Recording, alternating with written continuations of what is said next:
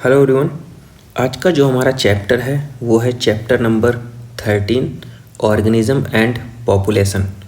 ये इकोलॉजी की यूनिट है और किसी भी यूनिट को स्टार्ट करने से पहले हम सबसे पहले उसकी बायोग्राफी एक देखते हैं। तो इसमें भी सेम एक बायोग्राफी का हम डिस्कशन करेंगे, वो है बायोग्राफी रामदेव मिश्रा सर की।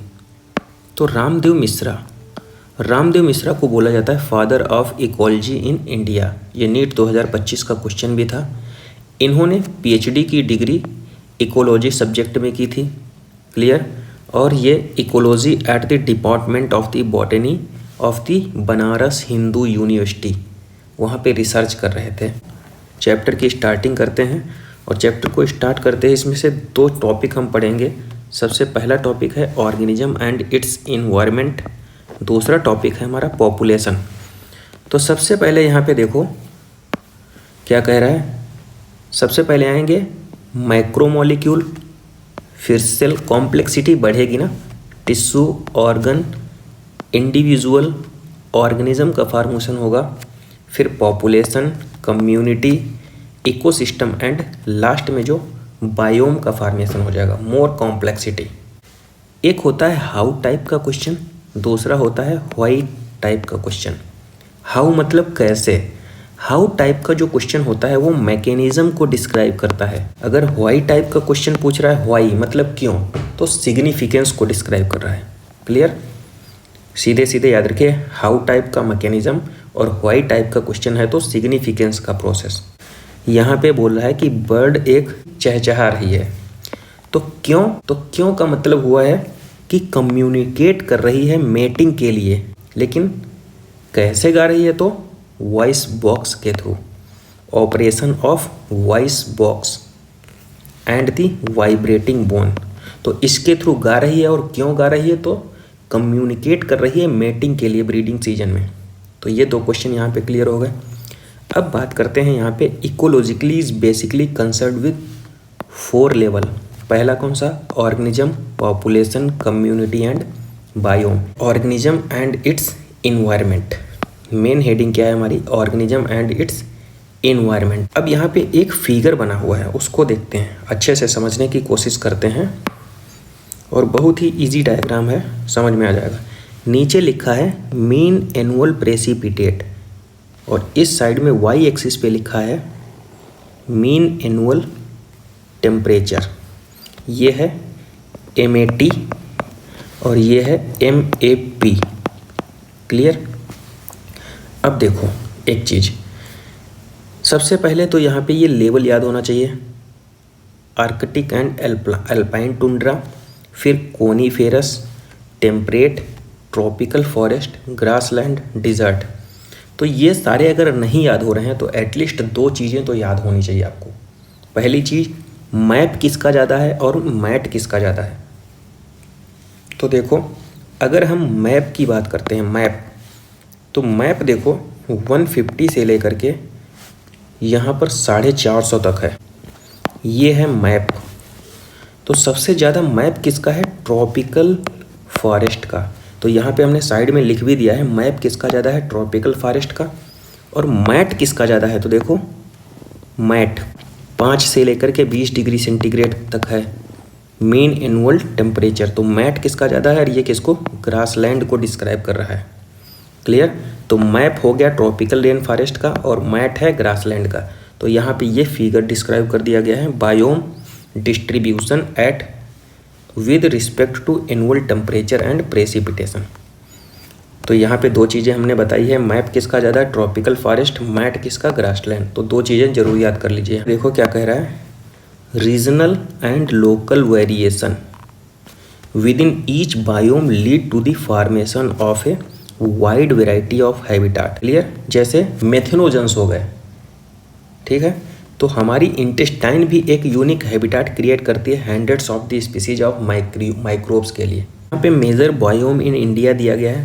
पहला है ट्रॉपिकल रेन फॉरेस्ट, ये दूसरा है डेसिडुअस, एंड थर्ड है यहाँ पे देखो बंजर जैसी ज़मीन दिख रही है, तो ये कौन सा है, डिजर्ट, और जो फोर्थ है हमारा सी कोस्ट है।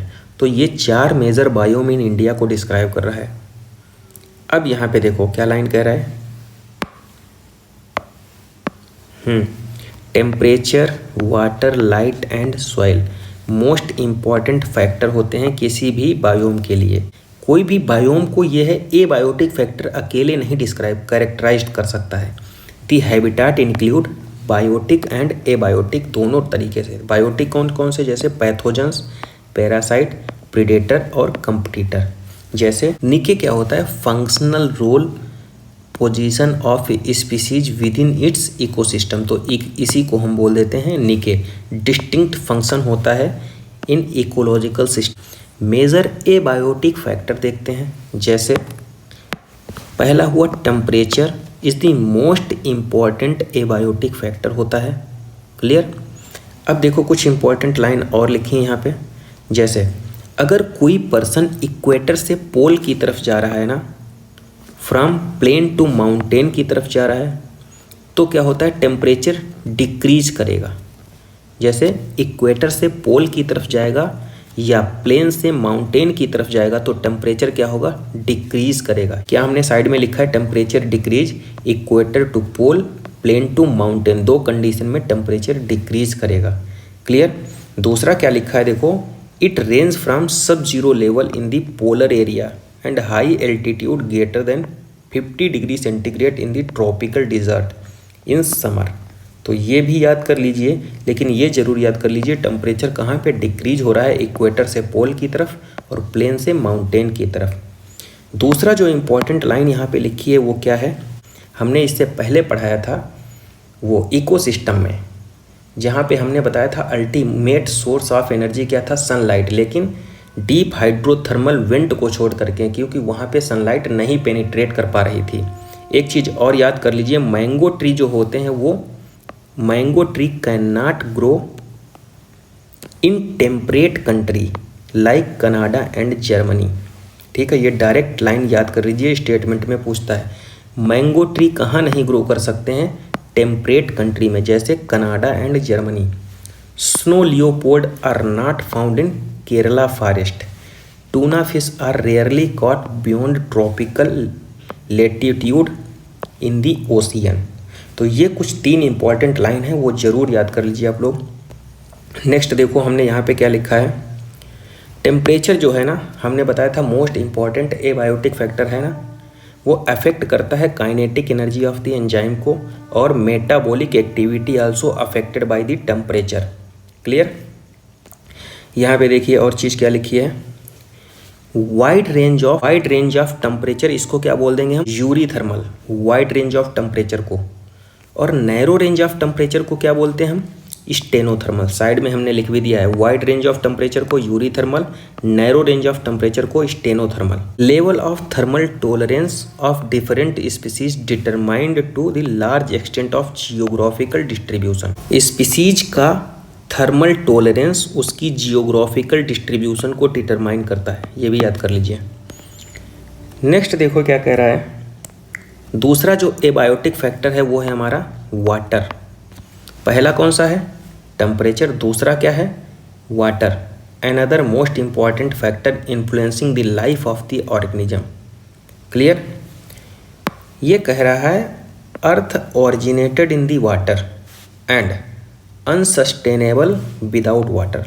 अर्थ की ओरिजिन तो पानी में हुई है लेकिन अनसस्टेबल है बिना वाटर के। क्लियर।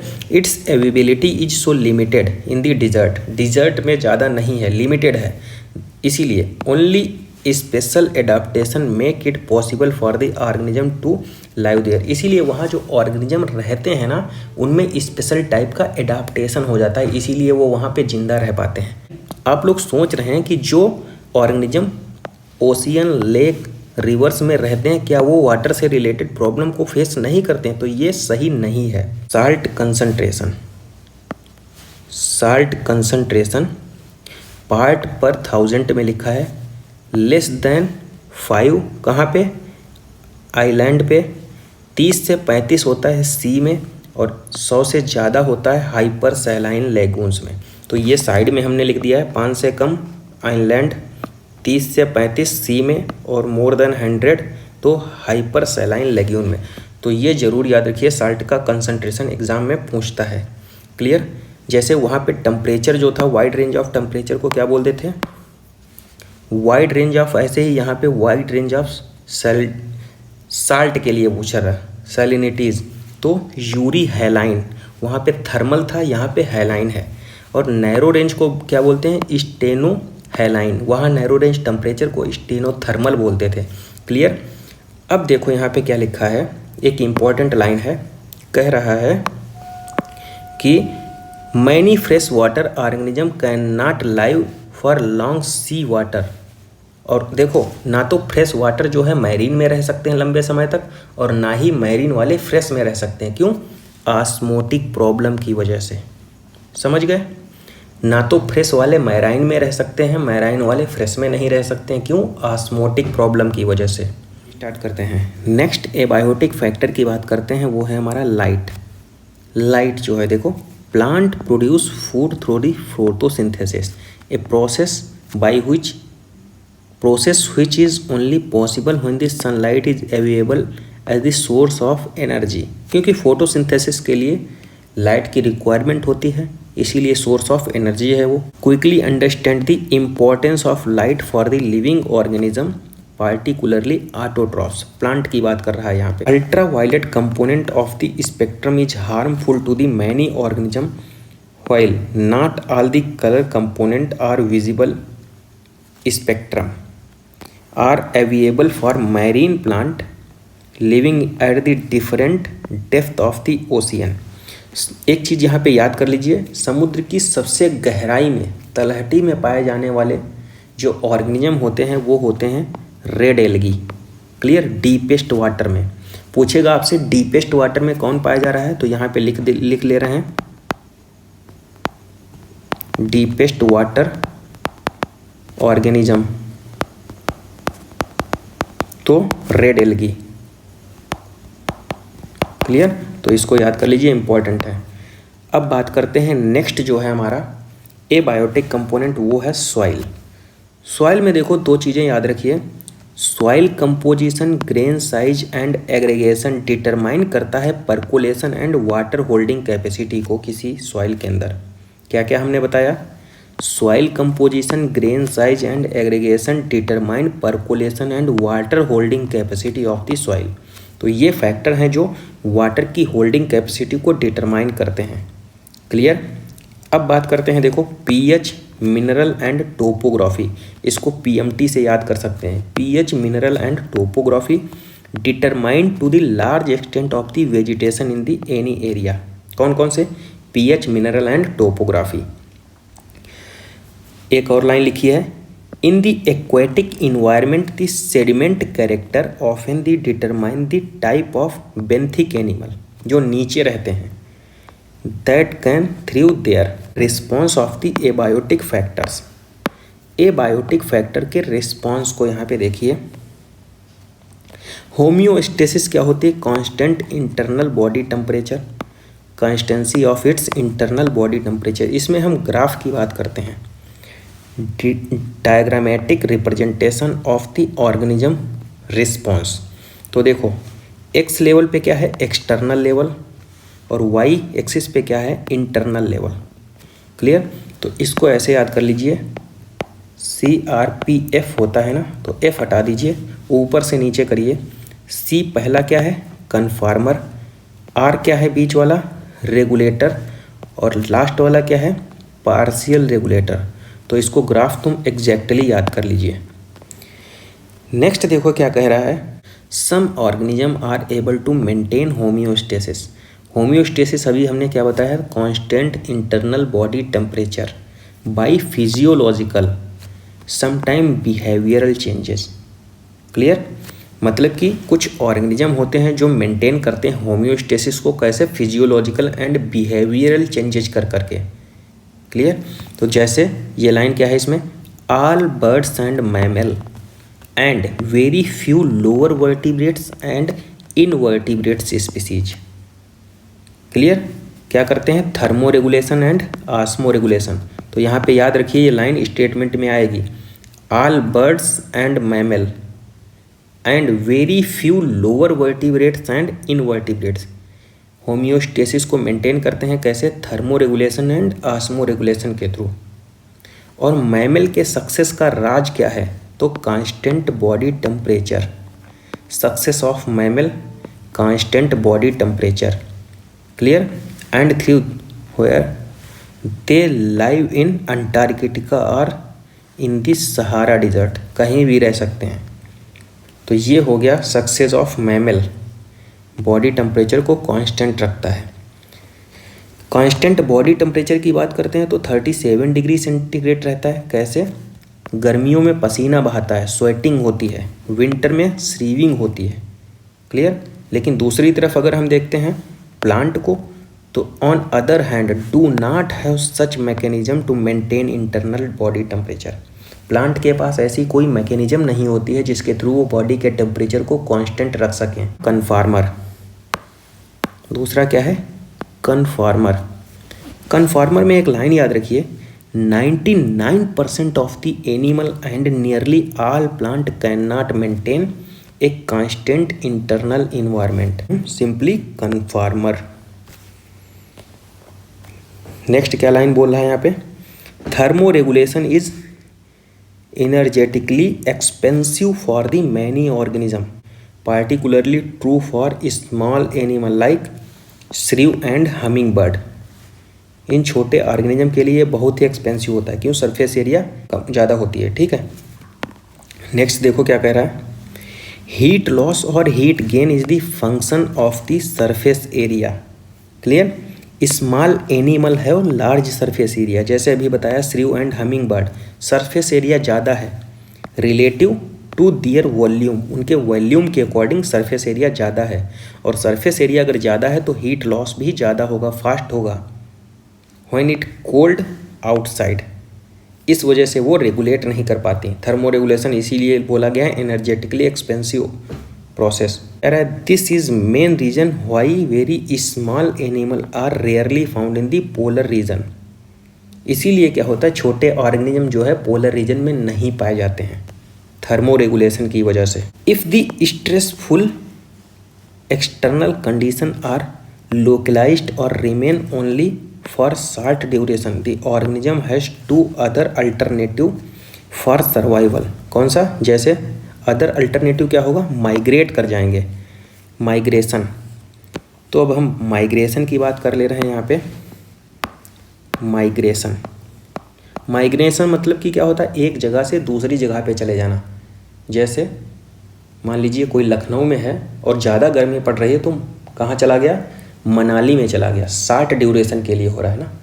तो देखो, मूव अवे टेम्परेरली, स्टेटमेंट में आपसे परमानेंट दे सकता है, नहीं, temporarily, for the stressful habitat to a more hospitable area return when successful period is over. जैसे लखनऊ में ज़्यादा गर्मी पड़ रही है तो कोई इंसान क्या है, मनाली चला गया है, लेकिन जब गर्मी कम हो जा रही है फिर मनाली से वापस आ जा रहा है, ठीक है। तो टेम्परेरी मूवमेंट हो रहा है। जैसे Delhi to Shimla for duration of summer. एक चीज़ और याद रखिए यहाँ पे जो बहुत इंपॉर्टेंट है, एवरी विंटर, हर एक सर्दियों में क्या होता है, केवलादेव नेशनल पार्क जो है वो भरतपुर राजस्थान में है। यहाँ पे क्या होता है, साइबेरियन बर्ड्स आके रह लेती हैं, क्योंकि साइबेरिया बहुत ठंडा हो जाता है उस टाइम पे। Migratory bird come from Siberia and other extremely cold northern region. तो पूछेगा आपसे केवलादेव नेशनल पार्क कहाँ पे है, तो भरतपुर राजस्थान में है। हर एक ठंडियों में, एवरी विंटर, तो साइबेरिया से जो बर्ड्स आती हैं वो केवलादेव नेशनल पार्क में रहने के लिए आ जाती हैं टेम्परेरीली। जैसे ही साइबेरिया में थोड़ा ठंड कम होती वो फिर वापस चली जाती हैं, क्लियर। तो ये हो गया माइग्रेशन के लिए। नेक्स्ट बात हम करते हैं सस्पेंड। सस्पेंड क्या है? देखो, सस्पेंड में क्या होता है, देखो एक हमने अभी पढ़ाया था हाइबरनेशन, एस्टिवेशन एंड डायापास। तो reducing their metabolic activity and going into the state of dormancy, इसी को बोल देते हैं सस्पेंडेड, क्लियर। स्लो डाउन हो जाती है उनकी मेटाबॉलिक एक्टिविटी। जैसे बियर में क्या होता है, भालू में हाइबरनेशन, और हाइबरनेशन को ही हमने HW से याद कराया था, विंटर स्लीप बोलते हैं, क्लियर। और सम स्नेल एंड फिशेस, स्नेल और फिशेस में क्या होता है, एस्टिवेशन होता है, और एस्टिवेशन को ही बोल देते हैं summer sleep. Avoid summer related problem, heat and desiccation. और under unfavourable condition many zooplankton species in the lake and pond are known to be enter diapause. Diapause किस में होगी? जू प्लैंक्टन स्पीसीज में। Stage of suspend development हमने ये side में लिख रखी है, आपको इतना पढ़ने की कोई ज़रूरत नहीं। बियर में क्या होता है? हाइबरनेशन, विंटर स्लीप होती है। स्नेल और फिशेस में क्या होता है? समर में एस्टिवेशन होता है। जू प्लैंक्टन में क्या होता है? डायापाज। क्लियर? तो इसमें क्या होता है? ओवरऑल मेटाबॉलिक प्रोसेस जो होता है स्लो डाउन हो जाता है। नेक्स्ट देखो क्या है? एडाप्टेशन। एडॉप्टेशन की अगर हम बात करते हैं, मॉडिफिकेशन होता है। एडॉप्टेशन मतलब मॉडिफाइड कर लेना। तो एडॉप्टेशन 3 टाइप के हम यहाँ पे पढ़ेंगे। पहला मार्फोलॉजिकल, फिर फिजियोलॉजिकल एंड बिहेवियरल। ये चेंजमेंट देखेंगे, मार्फोलॉजी, किसी की फिजियोलॉजी, किसी का बिहेवियर चेंज हो जा रहा है। क्लियर? तो ये एडॉप्टेशन हम पढ़ने वाले हैं। देखो नॉर्थ अमेरिका में क्या होता है? एक स्पीसीज पाई जाती है कंगारू रैट। कंगारू रैट एक टाइप का चूहा है, ठीक है, माउस, नॉर्थ अमेरिका में। तो नॉर्थ अमेरिका का जो डिज़र्ट होता है ना, वहाँ पे वाटर की कमी है, absence of external source of water. तो जब वाटर की कमी है तो वहाँ पे जो स्पीसीज पाई जा रही है रैट की, जिसका नाम है कंगारू रैट, तो वो जो वाटर की रिक्वायरमेंट कहाँ से पूरी करता है? तो देखो वो क्या करता है? इंटरनल फैट, बॉडी फैट को ऑक्सीडेशन करता है। जब बॉडी फैट का ऑक्सीडेशन करता है तो वाटर जो होता है बाई प्रोडक्ट के रूप में निकलता है, और जो वाटर निकलता है ना उसी को यूज करता रहता है। क्लियर? तो it has ability to concentrate its urine so that minimal volume of water is use to remove excretory product.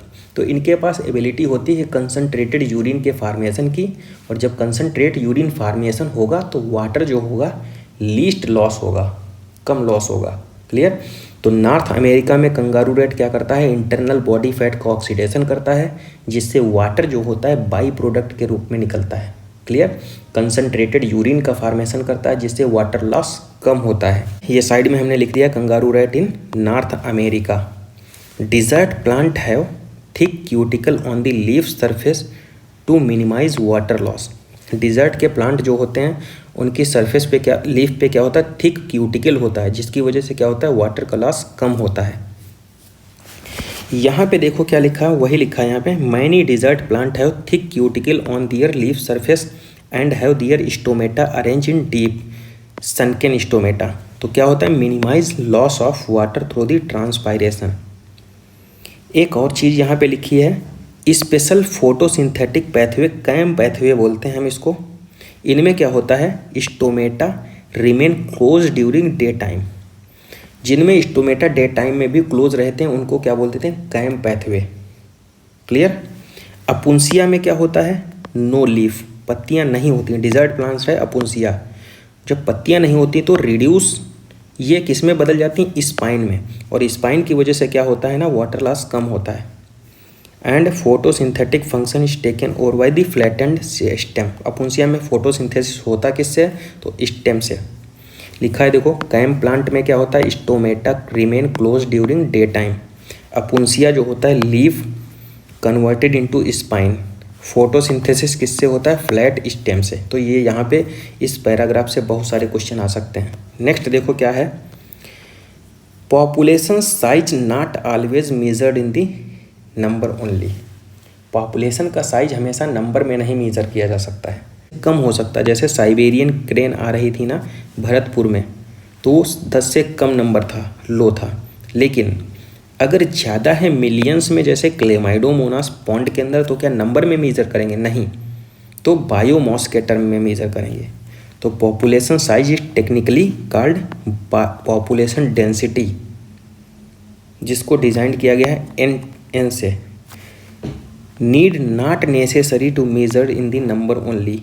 क्यों भाई? क्लेमाइडोमोनास का नंबर ज़्यादा है ना, तो उनका नंबर नहीं काउंट किया जा सकता है। तो पॉपुलेशन डेंसिटी जो होगा वो मोर मीनिंगफुल होगा। If there is 200 carrot grass parthenium plant but only a single huge banyan tree. जैसे ये कह रहा है 200 कैरेट ग्रास हैं, लेकिन एक बनियान ट्री है, बरगद का पेड़ है। तो 200 जो कैरेट ग्रास हैं, क्या बनियान ट्री से बायोमास से ज़्यादा है? नहीं। तो वहाँ पे भी नंबर जो होगा वो मीनिंगफुल नहीं होगा। तो वहाँ पे बायोमास के टर्म में देखेंगे। देखो, बनियान ट्री जो है वहाँ पे ज़्यादा बायोमास का प्रोडक्शन करेगा, इसलिए बायोमास जो होगा वो मोर मीनिंगफुल होगा। The number of fishes caught per trap is good enough measure of its total population density in a lake। जैसे लेक में अगर पॉपुलेशन डेंसिटी मछलियों को निकालनी हो तो एक बार में कितनी मछलियाँ पकड़ ले रहे हैं उनको काउंटिंग करेंगे, ठीक है। तो उससे उनकी पॉपुलेशन डेंसिटी हम निकाल लेंगे लेक के अंदर।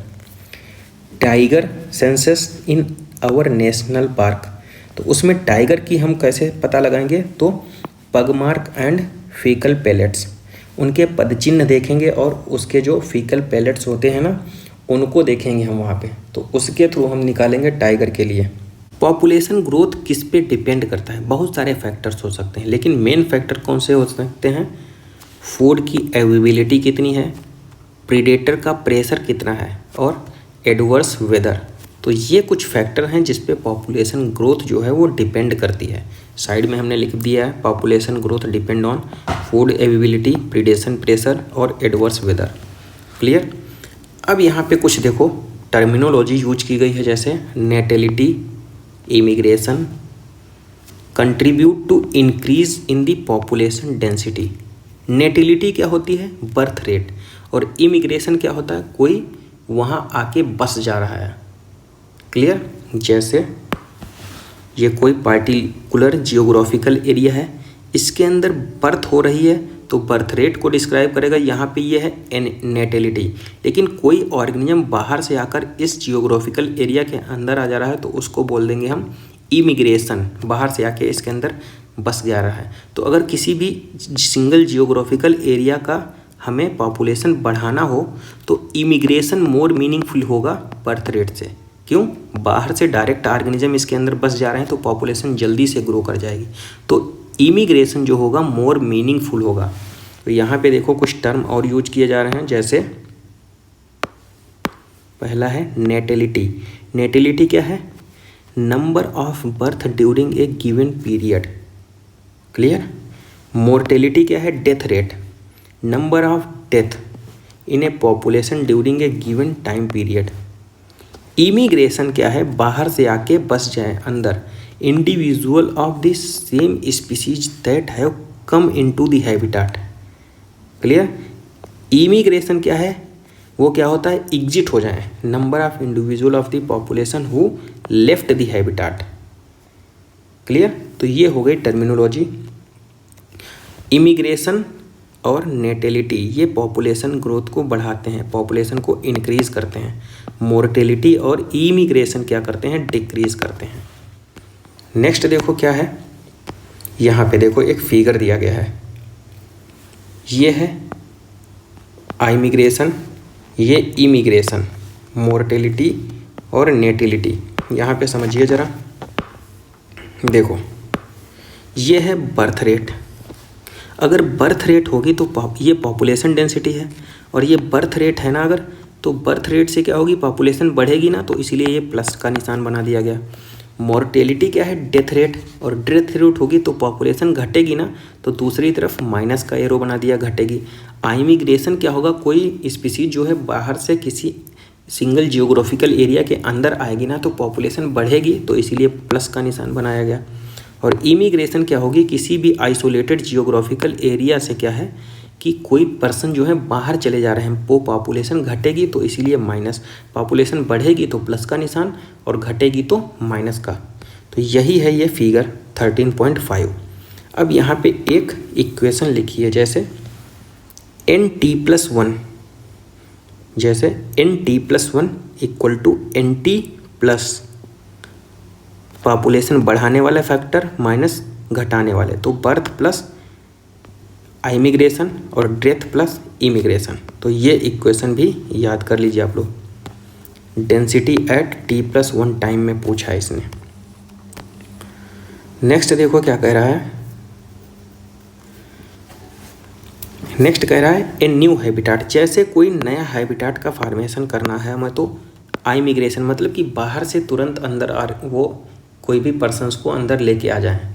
जैसे कोई नया हमें हैबिटाट हमने क्रिएट किया, ये नया हैबिटाट क्रिएट किया, तो अगर बर्थ रेट इसमें करेंगे ना बर्थ के थ्रू तो बहुत टाइम लग जाएगा। और कोई डायरेक्ट पर्सन 6-7 आगे यहाँ बस गए हैं तो पॉपुलेशन बढ़ गई ना, तो इमिग्रेशन मोर मीनिंगफुल। इसीलिए हम प्रीवियस जो यहाँ पे जो प्रीवियस पेज था उस पे हमने यही बताया था, इमिग्रेशन जो है वो मोर मीनिंगफुल होता है पॉपुलेशन ग्रोथ रेट को बढ़ाने के लिए। तो ये लाइन बहुत इंपॉर्टेंट है। If the new habitat is just being concised तो इमिग्रेशन में contribute more significant to population growth than the birth rate. ठीक है, इमिग्रेशन। नेक्स्ट यहाँ पे है एक्सपोनेंशियल ग्रोथ के बारे में। एक्सपोनेंशियल ग्रोथ तब होगी जब रिसोर्स जो होंगे अनलिमिटेड होंगे। Each species has the ability to realize fully its innate potential to grow in the number. Equation लिखी है dn/dt equal to b minus d into n. b है बर्थ रेट, d है death rate, और b minus d जो है वो r को describe कर रहा है। r क्या है यहाँ पे? Intrinsic rate. Clear, dn/dt equal to rn। तो ये यहाँ पे इक्वेशन भी आप लोग याद कर सकते हैं। यहाँ पे r की वैल्यू जो है वहाँ पे डिस्क्राइब की गई है। जैसे नॉर्वे रेट के लिए अभी याद करने का हम तरीका बता दे रहे हैं, बहुत जल्दी याद हो जाएगी, रटने की ज़रूरत नहीं। नॉर्वे रेट के लिए जो इंट्रिंसिक रेट है वो है 0.015, फ्लोर बीटल के लिए है 0.12, और ह्यूमन पॉपुलेशन इन इंडिया के लिए कितना है? 0.0205। तो याद करने का तरीका हम बता रहे हैं इंट्रिंसिक रेट। देखो इसमें जो सेकंड वाला लेटर है जिस अल्फ़ाबेट पोजीशन पे आ रहा है वही है। जैसे ओ कितने पे आ रहा है? 15 नंबर पे, तो 0.015। तो थोड़ा आइडिया लग जाएगा। ओ कितने नंबर पे आता है अल्फ़ाबेटिकल में? 15 नंबर पे। एल कितने नंबर पे आ रहा है? 12 नंबर पे। यू आता है 20 नंबर पे, 21st। तो थोड़ा आइडिया लग जाएगा कि इंट्रिंसिक रेट कितना है। क्लियर, तो इस ट्रिक के थ्रू आप लोग इंट्रिंसिक रेट जो है मैच कर सकते हो, शायद मैचिंग में ही आ जाएगा। नेक्स्ट देखो क्या कह रहा है यहाँ पे, एक्सपोनेंशियल और geometrical growth pattern of a population and result in J shape curve. ये देखो जे शेप का कर्व का फॉर्मेशन किया है। एक्सपोनेंशियल ग्रोथ इक्वेशन कौन सी है? N t equal to N naught e की पावर आर टी। यहाँ पे एन टी जो है population density after time period t, n naught क्या है? Population density at time period 0, r क्या है? Intrinsic rate of natural increase. ठीक है, और ई जो है ना नेचुरल लॉगरिदमिक, इसकी वैल्यू कितनी है? 2.71828। तो इसकी वैल्यू भी याद करिए। ई क्या है यहाँ पे? Natural logarithm. यहाँ पे अनलिमिटेड सोर्स है, मतलब एक्सपोनेंशियल ग्रोथ हो रही है dn/dt इक्वल टू rn। तो जे शेप का यहाँ पे ग्राफ बनाया है, ये रहा। ठीक है, और ये जो है यहाँ पे सिग्मॉइड शेप का ग्राफ बना है। क्लियर, लिमिटेड सोर्सेस हैं यहाँ पे। तो dn/dt equal to rn k minus n by k. यहाँ पे जो k माइनस एन बाई के है ना, ये इन्वायरमेंटल रजिस्टेंट को डिस्क्राइब कर रहा है। सिग्मॉइड ग्राफ है। क्लियर, जब रिसोर्सेस लिमिटेड हैं तो सिग्मॉइड ग्राफ है। और ये पूछता है कि यहाँ पे ये k क्या है? तो k है ये कैरिंग कैपेसिटी। क्लियर, ये बहुत इंपॉर्टेंट है। k क्या चीज़ है? Carrying capacity. ठीक है, तो ये चीज़ याद कर लीजिए, ग्राफ बहुत ही इंपॉर्टेंट है।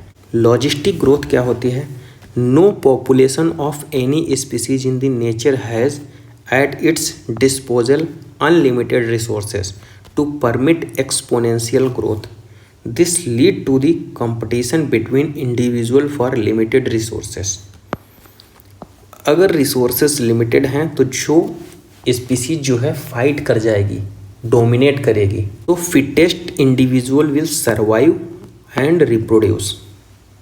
तो ये बोला है नेचर में जो फिट होगी, फाइट करेगी, तो वही सर्वाइव करेगी और वही रिप्रोड्यूस करेगी। ग्राफ है सिग्मॉइड कर्व के लिए dn/dt equal to rn k minus n by k. तो ये इक्वेशन जरूर याद करिए, वर्ल्ड पर logistic growth equation. k minus n by k किसको डिस्क्राइब कर रहा है? इन्वायरमेंटल रजिस्टेंट को। क्लियर, तो इसमें देखो फेजेज आती हैं। पहली फेज है लेग फेज, दूसरी एक्सेलरेशन फेज, फिर डिसलरेशन फेज एंड एसिम्पटोट फेज, जहाँ पे ग्रोथ ही रुक जाती है। तो फर्स्ट ये हो गई लेग, दूसरी है एक्सेलरेटेड, तीसरी है डिसक्लेरेशन और फोर्थ है एसिम्पटोट। तो ये फेजेस आप याद कर सकते हैं। यहाँ पे कैरिंग कैपेसिटी जो है वो के को डिस्क्राइब कर रही है। नेक्स्ट यहाँ पे देखो the logistic growth model is considered the more realistic one. जो लॉजिस्टिक वाला होता है वो मोर रियलिस्टिक होता है। अब लाइफ हिस्ट्री वेरिएशन की बात करते हैं हम। तो देखो लाइफ हिस्ट्री वेरिएशन, इसमें क्या कह रहा है, population evolve to maximize their reproductive fitness is called Darwin fitness. Darwin के अकॉर्डिंग क्या था, रिप्रोडक्टिव फिटनेस को डिस्क्राइब किया गया था, और जिसकी हाई इंट्रिंसिक वैल्यू होगी वही डार्विन के अकॉर्डिंग फिट होगा नेचर में। Some organism breed only once in their life span, जैसे पैसिफिक सैल्मन फिशेस और बैम्बू। कुछ ऑर्गेनिज्म जो होते हैं अपनी लाइफ स्पेन में केवल एक ही बार ब्रीड करते हैं, जैसे पैसिफिक सैल्मन फिशेस और बैम्बू प्लांट। लेकिन कुछ ऑर्गेनिज्म जो होते हैं मैनी टाइम ब्रीड करते हैं ड्यूरिंग द लाइफ स्पेन, जैसे बर्ड्स हो गए और मैमल हो गया। क्लियर। और सम प्रोड्यूस, कुछ होते हैं जो लार्ज नंबर में प्रोड्यूस करते हैं ऑफ स्प्रिंग, जैसे ऑयस्टर एंड पेलाजिक फिशेस। और कुछ जो होते हैं स्मॉल नंबर में लार्ज साइज की ऑफ स्प्रिंग प्रोड्यूस करते हैं, जैसे birds and mammal. Large number small size तो oysters and pelagic fishes, small number large size तो बर्ड्स और मैमल हो गए। एक बार जो लाइफ स्पेन में वो ब्रीड करेंगे वो कौन से हैं, Pacific salmon fishes and bamboo plant. Population interaction में देखो हमें क्या याद रखना है, it is obvious that the nature animal, plant and microbes do not and cannot live in isolation but interact in various ways to form a biological community. Isolated geographical region में नहीं ये जिंदा रह सकते हैं, चाहे प्लांट, एनिमल या microbes हो। Interspecific interaction arise from the interaction of population of two different species. Interspecies, दो डिफरेंट स्पीसीज के बीच में। तो यहाँ पे देखो कुछ एग्जाम्पल लिखे हैं, जैसे स्पीसीज ए, स्पीसीज बी और name of the interaction.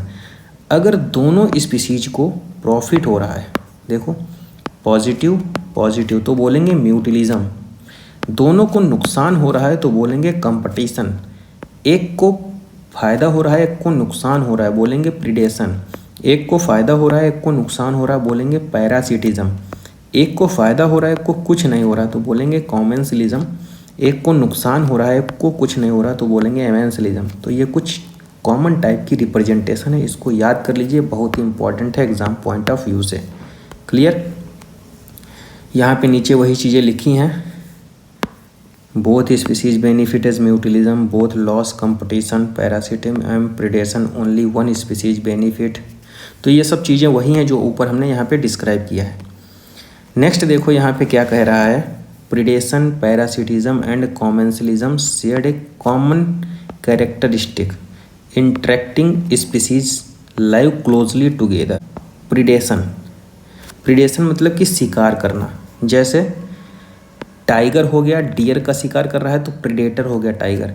Sparrow अगर ईटिंग द सीड तो स्पैरो भी प्रीडेटर ही है, नो लेस देन ए प्रीडेटर। अगर गौरैया सीड को खा रही है तो सीड को खा रही है ना, तो प्रीडेटर ही है गौरैया, वही एनसीईआरटी यहाँ पे बोल रही है। नेक्स्ट देखो क्या कह रहा है, for the energy transfer across tropical level predators play very important role. Clear. But for predators prey species could achieve very high population density and cause the ecosystem instability. Next देखो यहाँ पे क्या कह रहा है, प्रिंकली पियर कैक्टस। प्रिंकली पियर cactus की अगर हम बात कर रहे हैं तो इंट्रोड्यूस किया गया था ऑस्ट्रेलिया इन अर्ली 1920 में। उसने क्या देखो बहुत तेज़ी से ग्रो किया into million of the hectare of the rangeland. फिर देखो क्या हुआ, finally invasive cactus was brought under control only after a cactus feeding predator moth. तो ये क्या था, बायोलॉजिकल कंट्रोल मेथड था। नेक्स्ट देखो क्या कह रहा है, predators also help in maintaining species diversity in a community. अगर डाइवर्सिटी को मेंटेन ना करेगा तो जो प्रे की वेराइटी है ना बहुत तेज़ी से ग्रो कर जाएगी, दिक्कत कर देगी। इसीलिए प्रीडेटर जो होते हैं ना हेल्प करते हैं मेंटेन में बायोडाइवर्सिटी के, by reducing the intensity of the competition among the competing prey species. Interspecific competition की वजह से क्या थी, 10 से ज़्यादा स्पीसीज जो इनवर्टिब्रेट की एक्सटिंक्ट हो गई 1 साल के अंदर अंदर, वही बोल रहा है यहाँ पे। If a predator is too efficient and overexploits its prey then the prey might become extinct. अगर प्रीडेटर जो है प्रे को ज़्यादा नुकसान पहुंचा रहा है ना तो प्रे की वैरायटी जो है ख़त्म हो सकती है, स्पीसीज जो है वो विलुप्त हो सकती है, एक्सटिंक्ट हो सकती है। And following it the predator will also become extinct for the lack of food. अब जब प्रे की स्पीसीज ही ख़त्म हो जाएगी तो प्रीडेटर जो है भूखे मर जाएगा, तो वो भी ख़त्म हो जाएगा, यही बोल रहा है यहाँ पे। नेक्स्ट देखो क्या कह रहा है, Some species of insect and frog are cryptically colored, camouflage change करते हैं to avoid being detection easily by the predators। predators से बचने के लिए अपने आप को छुपा लेते हैं, इसी को बोला जाता है कैमोफ्लैग। नेक्स्ट यहाँ पे देखो क्या कह रहा है, मोनार्च बटरफ्लाई। मोनार्च बटरफ्लाई जो थी highly distasteful to its predator, अपने प्रीडेटर के लिए हाईली डिस्टेस्टफुल थी।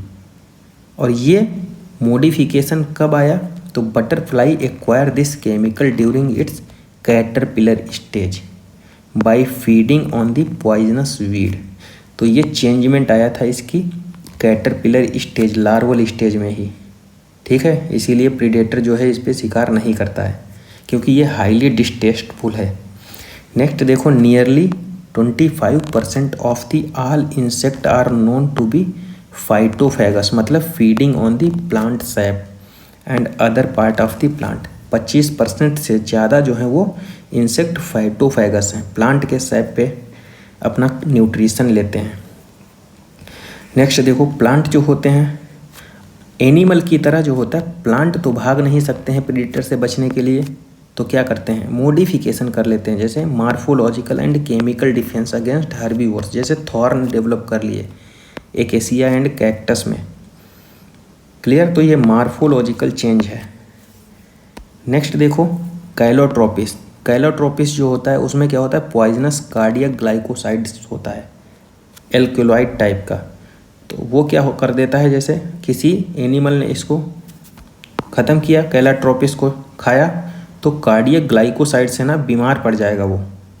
क्लियर, तो ये भी एक फिजियोलॉजिकल चेंज है इसके अंदर। नेक्स्ट देखो क्या कह रहा है, a wide variety of chemical substance जैसे nicotine, caffeine, quinine, स्ट्राइनिन, opium.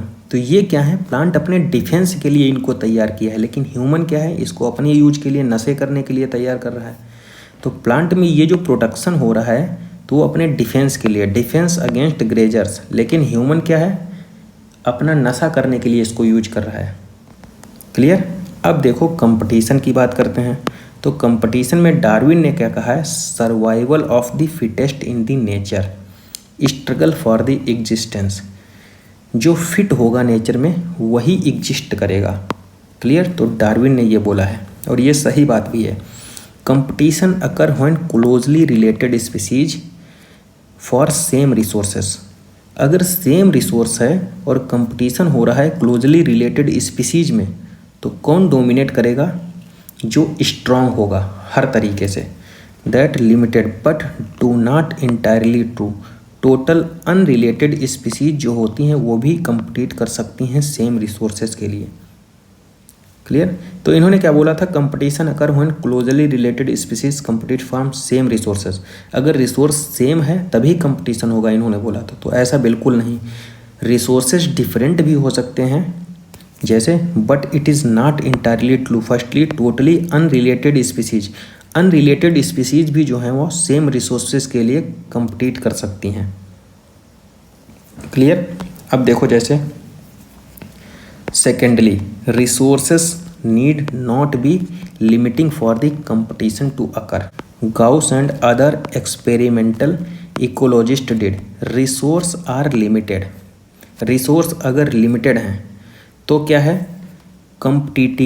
competitively superior species will eventually eliminate the other species। जो सुपीरियर होगा ना वो इन्फीरियर वाले को एलिमिनेट कर देगी। ये गाउस का प्रिंसिपल है, 2016 में नीट में पूछा है।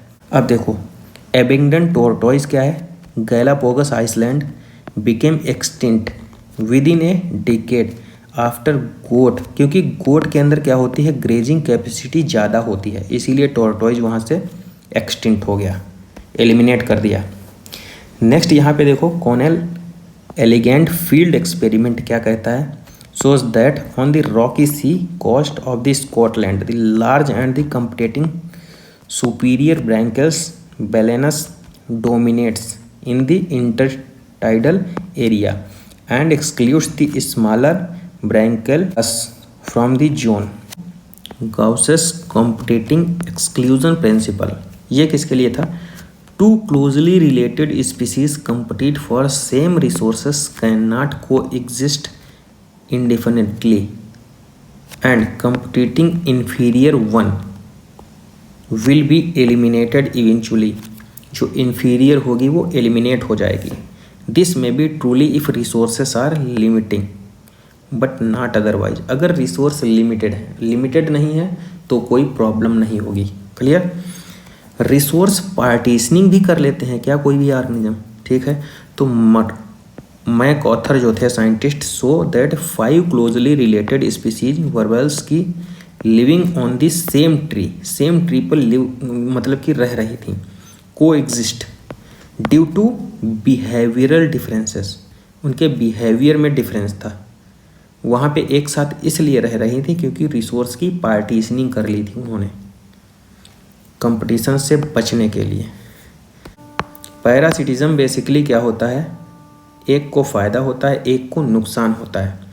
Parasite evolve special adaptation such as loss of unnecessary sense organ, presence of adhesive organ of sucker to cling on the host, loss of digestive system and the high reproductive capacity.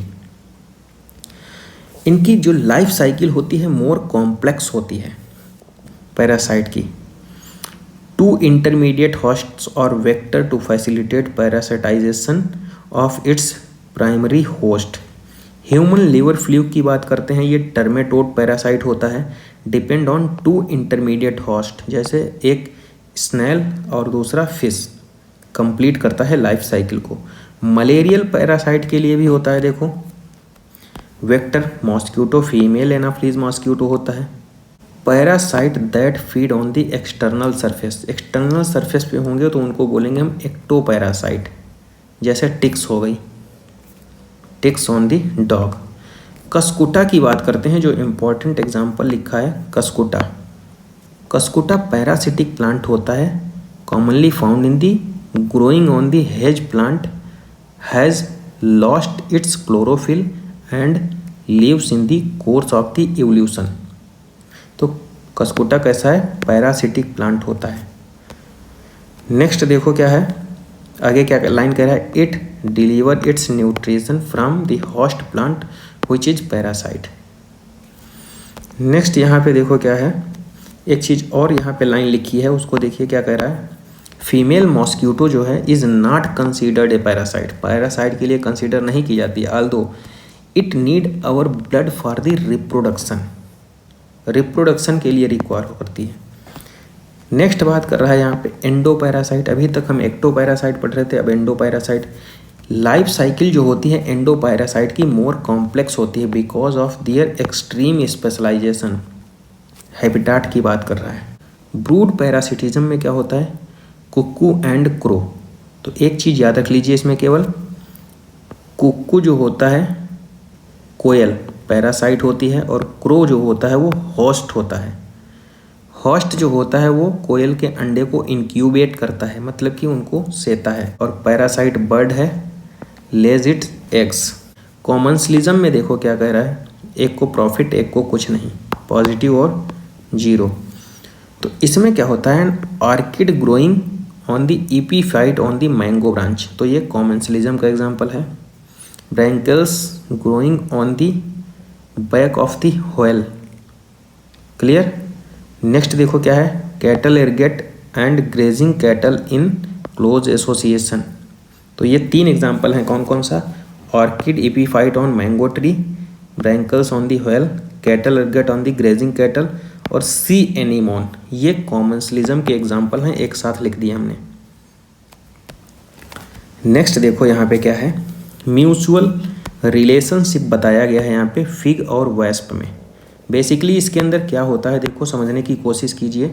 ये fig का जो है वो fruit है, इसके अंदर देखो ये इसके क्या है, सीड्स, और अंदर ये कैविटी है, क्लियर।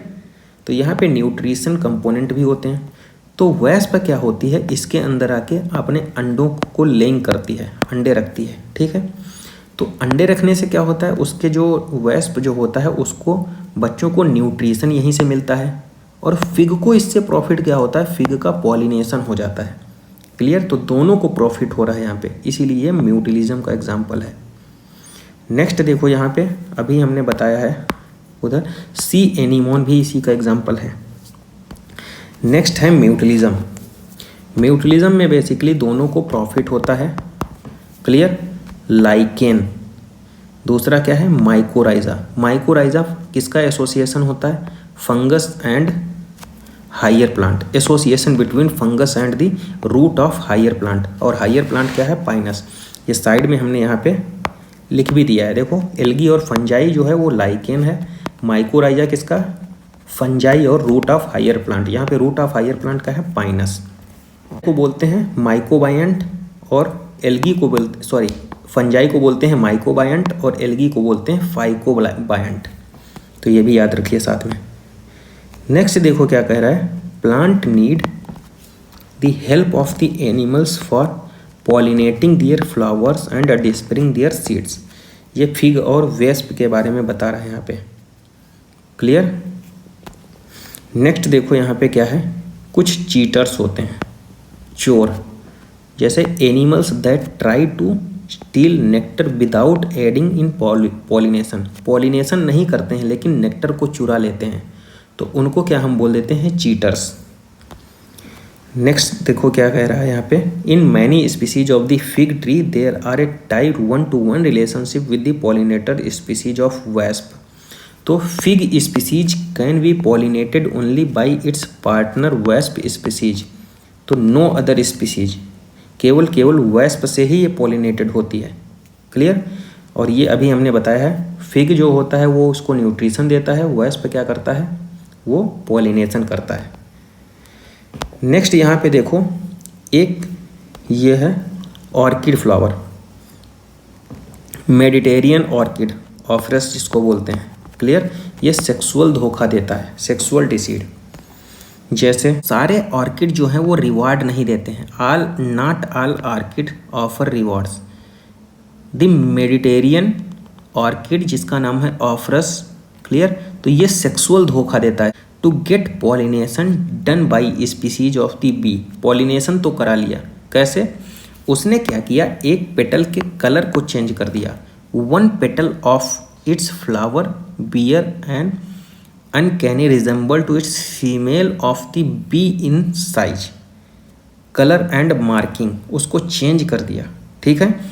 तो यहाँ पे बीज ने क्या सोचा, ये हमारी स्पीसीज है, तो मेटिंग के लिए गई, तो क्या लिखा, the male bee is attract to what to perceive as a female, female को समझ के गई और स्यूडो कॉपुलेट कर लिया।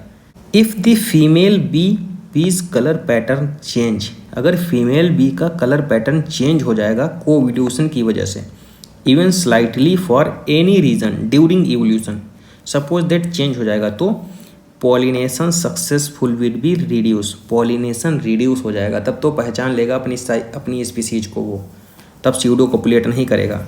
बीच में पेज नंबर 226 और 227 गैप हो गया था, तो यहाँ पे उस उस वाले पेज से रिलेटेड जितना भी इम्पोर्टेंट डाटा हम यहाँ पे कवर अप कर दे रहे हैं।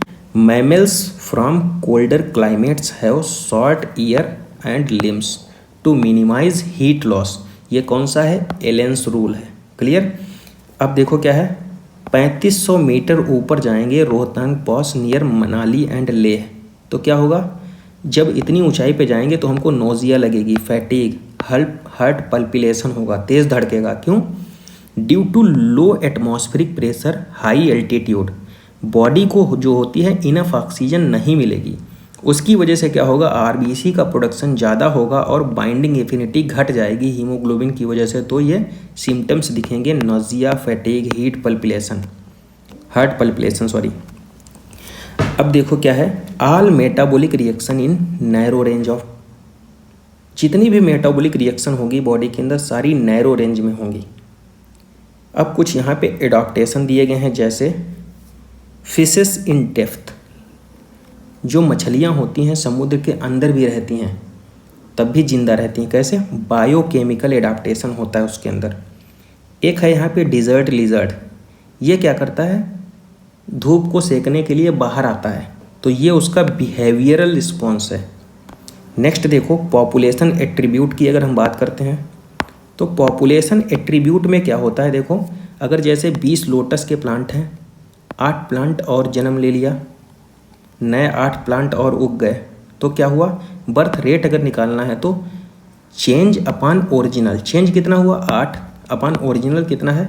तो 20, तो 8 अपॉन 20 तो 0.4, ये बर्थ रेट हो गया। ये एग्जाम में पूछा जा चुका है नीट में। क्लियर? तो देख लीजिए 8 अपॉन 20 करेंगे। क्लियर? जोड़ जाड़ के मत कर देना उसको। अब यहाँ पे देखो कुछ ग्राफ लिखेंगे, representation of the age pyramid for the human population. तो पहला है एक्सपेंडिंग, दूसरा स्टेबल एंड फिर डिक्लाइन। यहाँ पे एक चीज़ देखिए, ये प्री रिप्रोडक्टिव को डिस्क्राइब कर रहा है नीचे वाला, फिर रिप्रोडक्टिव, फिर पोस्ट रिप्रोडक्टिव। एक्सपेंडिंग में क्या है? प्री रिप्रोडक्टिव वाला जो है वो ज़्यादा है रिप्रोडक्टिव से, और रिप्रोडक्टिव वाला ज़्यादा है किससे? प्री रिप्रोडक्टिव से, तो ये लेस स्टीपर ग्राफ होगा। क्लियर? एक्सपेंडिंग का ग्राफ हो जाएगा ये। दूसरा देखो, स्टेबल में क्या होगा? प्री रिप्रोडक्टिव वाला और रिप्रोडक्टिव वाला जो है वो बराबर है, तो ये स्टेबल को मेंटेन कर रहा है। डिक्लाइन में देखो क्या है?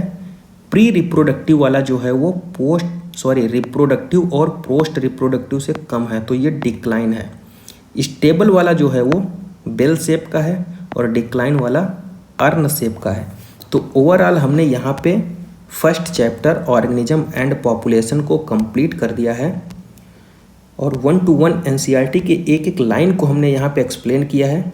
अगर आपको ये लेक्चर अच्छा लग रहा है तो इसको लाइक कीजिए, शेयर कीजिए, और चैनल को अगर सब्सक्राइब नहीं किया है तो सब्सक्राइब कीजिए। और इस चैप्टर से रिलेटेड कोई भी क्वेरी है तो कमेंट बॉक्स में ज़रूर कमेंट कीजिए, और तब तक ज़ोरदार तरीके से पढ़ते रहिए। Thank you.